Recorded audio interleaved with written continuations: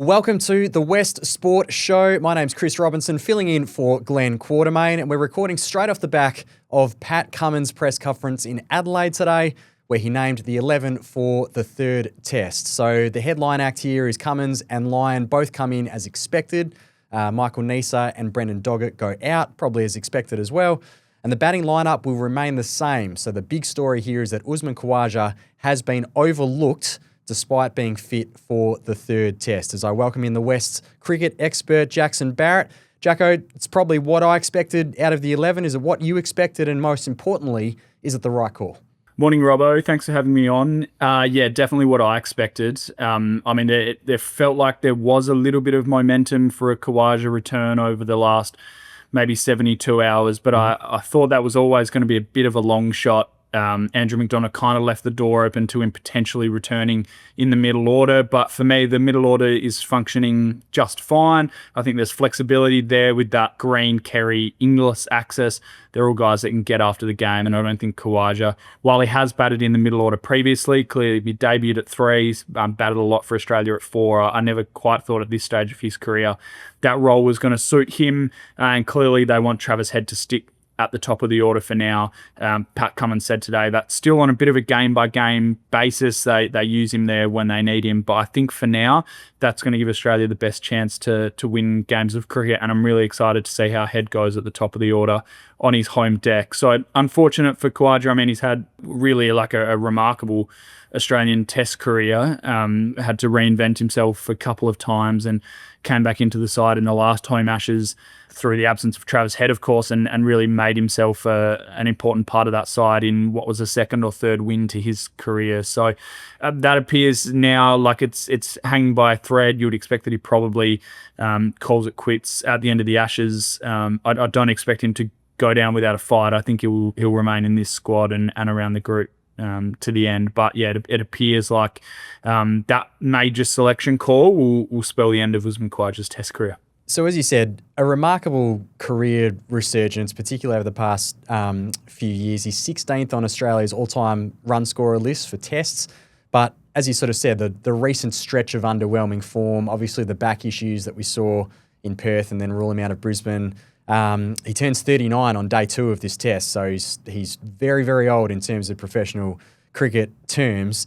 How would you describe the prospect of him playing another test in this series? You wouldn't have thought it would happen beyond that, but how would you describe the prospect of him coming back at some point for either Melbourne or Sydney? Yeah, pretty slim, I would have thought. I mean, there are kind of rumblings around some sort of a farewell test and a chance to honour him in some way. I've never loved the idea of baggy greens being handed out, and I'm really strong on the idea of 11 cricketers that can win each and every test match for Australia. But I think there are other ways to honour him, so I don't think he comes back into the side for the Sydney Test. I'm sure he's honoured in Sydney, which was his home patch for a long time. But I think it's slim to nothing would be how I describe his chances of playing a Test match again after a brilliant career. But as you say, like the runs in Sri Lanka in February was really all we'd seen from him of that calibre for quite some time. He had problems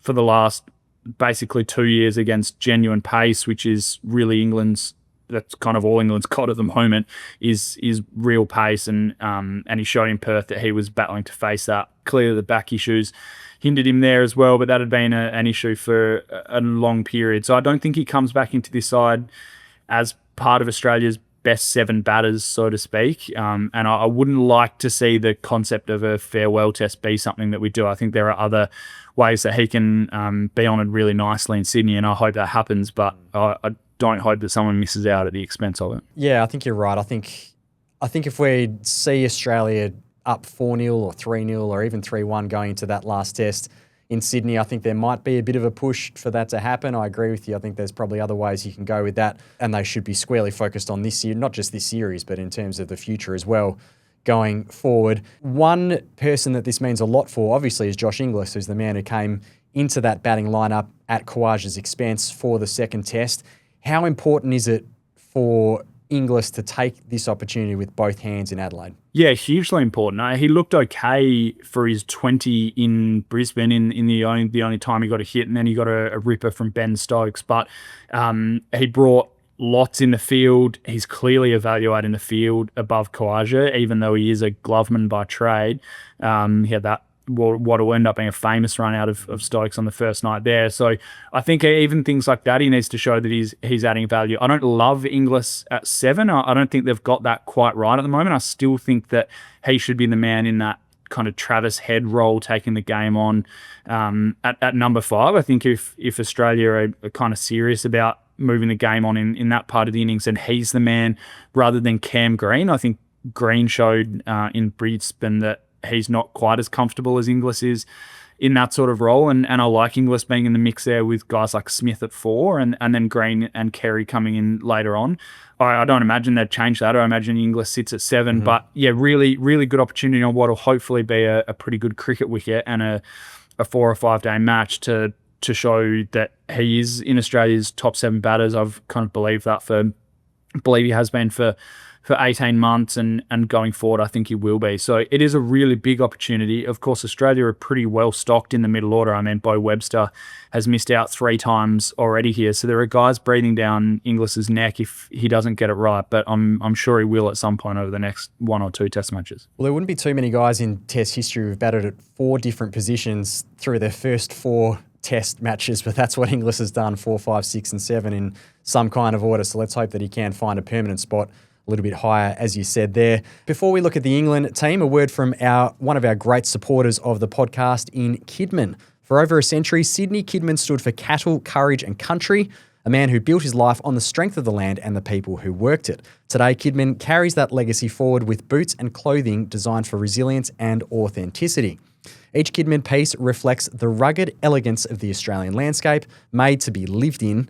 Their boots are crafted from premium cow yearling leather with Goodyear welt construction and a trampoline core insole, which is exclusive to the Kidman brand for all-day comfort and endurance. The boots are instantly comfortable with no break-in period needed. It's just a better boot.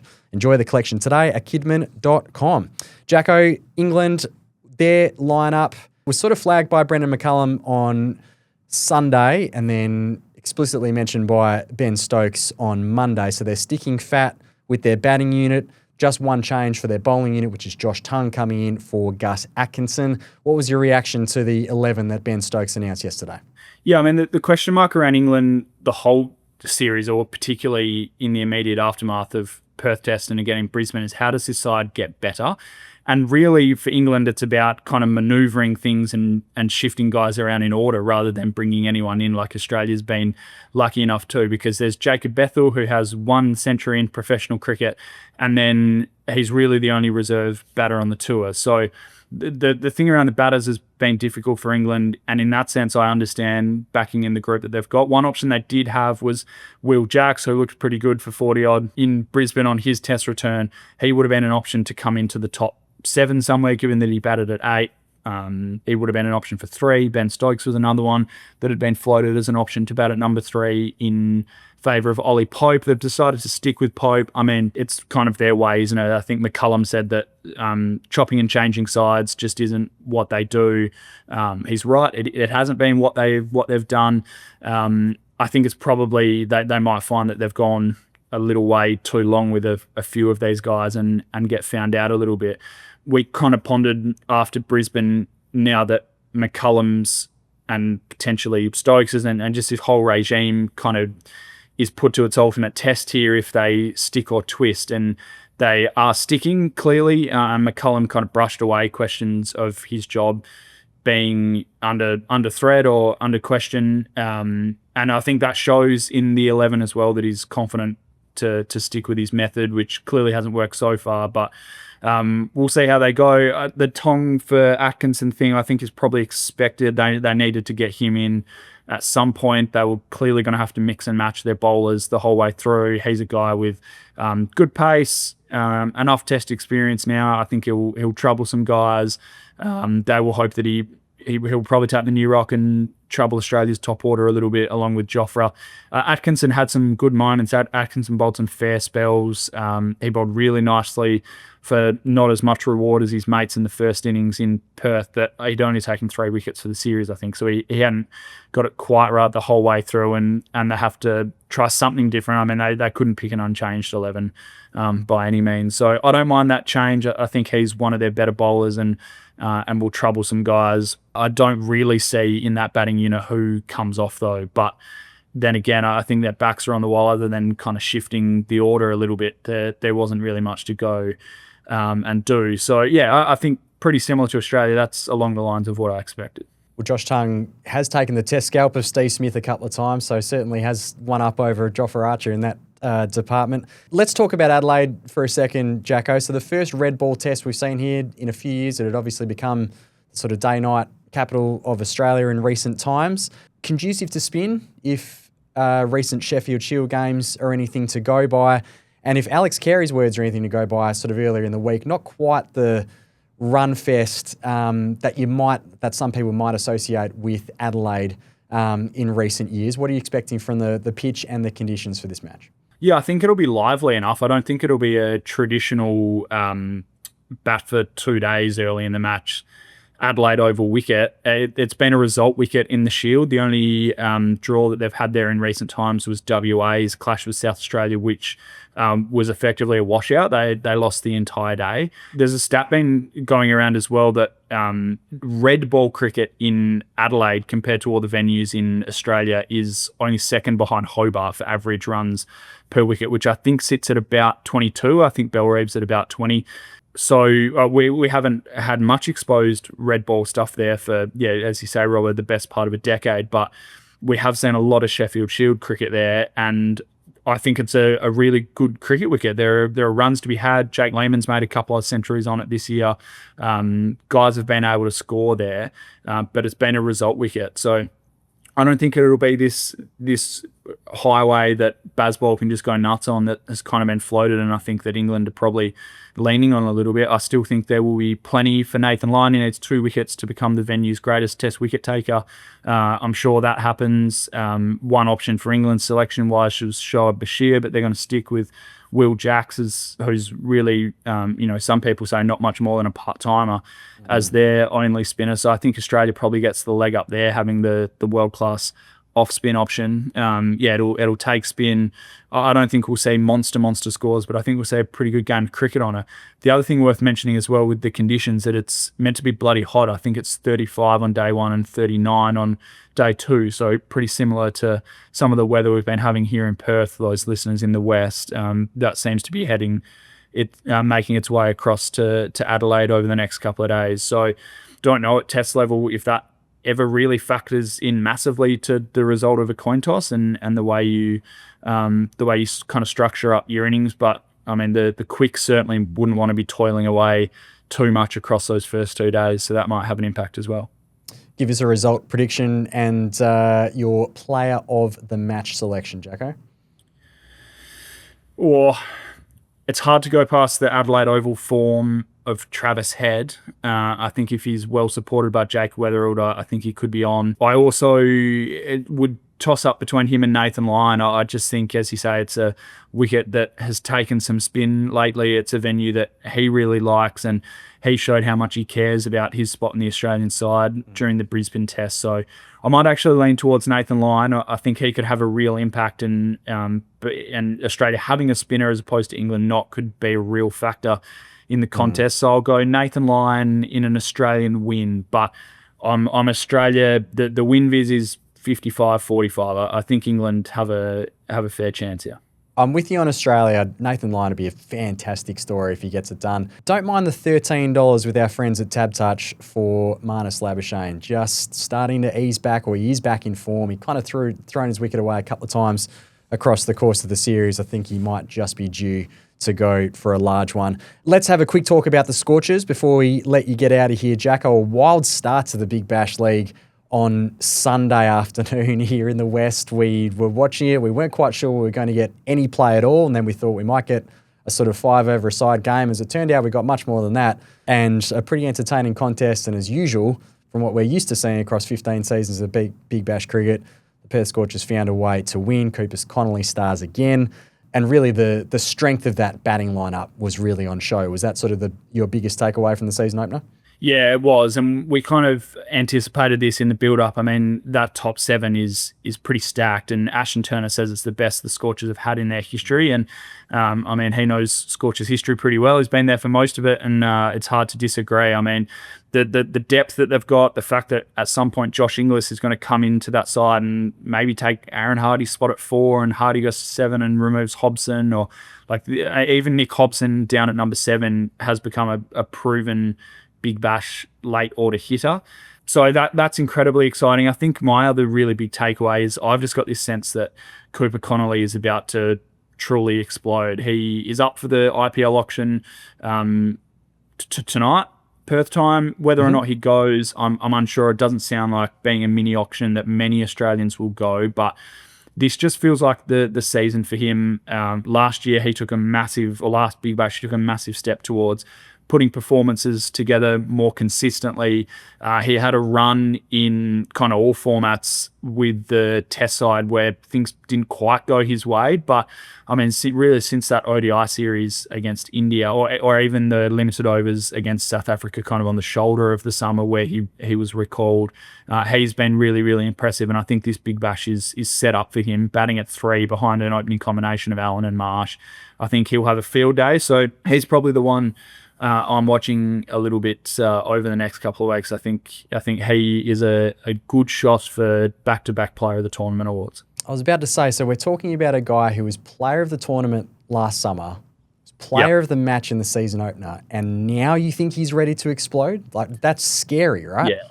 Yeah, next level, mate. I think he goes next level again. Just, I mean, he showed us right from his teen years he doesn't have any trouble kind of getting into contests. But I mean, that pickup shot he played 2 or 3 balls into his innings over, I don't know, 4 to square leg for 6 was like mind-blowing, incredible, and the way he's kind of managing situations in games and controlling the tempo of his batting at the moment. His fielding is elite. We didn't even see him bowl the other night, but in games that last more than 11 overs, I'm sure that he will bowl really handy middle overs in partnership with Ashton Agar, the 2 left-arm orthos. So, yeah, he's going next level would be my tip.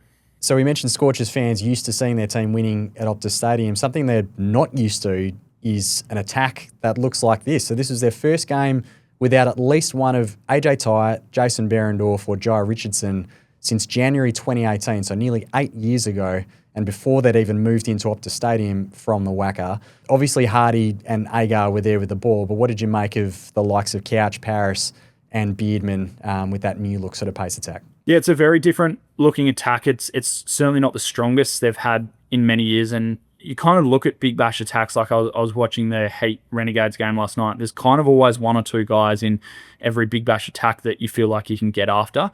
I don't think Perth have ever felt like that, have they? I mean, like, guys have kind of wavered in form in recent years. Ty's wavered in form. Agar on decks that don't suit him. But really, the Scorchers have had such a sound ability to put 20 overs together over and over again. And for the first time, it kind of feels like a lot has to go right for them to piece that together. I mean, Brodie Couch was really good. His improvement in all forms of cricket since moving from Victoria to WA has been massive. Clearly, the WA program's been able to get the best out of him, and he spoke about that doing some media this morning. So I liked his start, got the prized wicket of Bubba Azam, which will give him a lift. Marley Beardman, I feel like they probably need to stick with a little bit. It wasn't his day. But remember some of those Lance Morris innings early in his Scorchers career up to Stadium where blokes are able to get a hold of him a little bit, which for a white ball game is always it's a pretty true deck as much as it's pretty quick and it's got a bit of bounce in it. It can be pretty nice for facing the white ball. And he probably just struggled to kind of arrest things a little bit. I'm almost a little bit surprised that they gave him that they turned to him again, given that they had Connolly up their sleeve and other overs from other guys. So I think they probably need to back him in because he's the X factor now in that attack. The question going into Brisbane is I understand that Jai Richardson will fly from Adelaide to link up with Scorchers teammates in Brisbane. So you think he plays at the Gabba. Pretty hard to drop Brodie Couch. Joel Paris you can lock away because he's the left arm variation. He'll be their go-to power play and probably power surge bowler for at least the first half of the tournament. So yeah, they've got a really interesting call coming up on Marley Beerman in those conditions with Jai Richardson coming back. Just the other one is Matt Kelly. There was some question marks around why they left him out, given that he had the extra little bit of experience. We were chatting about it on Sunday night, Robbo. I believe an element of that was a little bit of management coming off a pretty heavy Shield and one-day load. He's obviously had recent injuries. I don't think he's quite as far out of favour as maybe it looks like, and I think he probably will come back into the mix at some point. Maybe not for Brisbane, given that Jai Richardson's coming in, but I think we'll see Matt Kelly at some point through the tournament as well, and he stiffens them up a little bit, and then David Payne, the other import, comes in after about the first week of January when his team gets knocked out of the ILT20, and he'll stiffen them up a little bit as well. So it is a trip to Brisbane, as you mentioned there, Friday night for the Scorchers. Jai Richardson might be flying over. Maybe Michael Neser and Usman Khawaja might be joining him on that flight just to bolster that heat lineup a little bit more. So make sure you tune in on Friday night. And of course, stay tuned to thewest.com.au for the very latest cricket news and analysis. And a reminder that you can watch or listen to this podcast on YouTube Music. Jacko, we'll let you get out of here, mate. Thanks for your time. To our listeners, thanks very much for your company as well. We'll chat to you later in the week.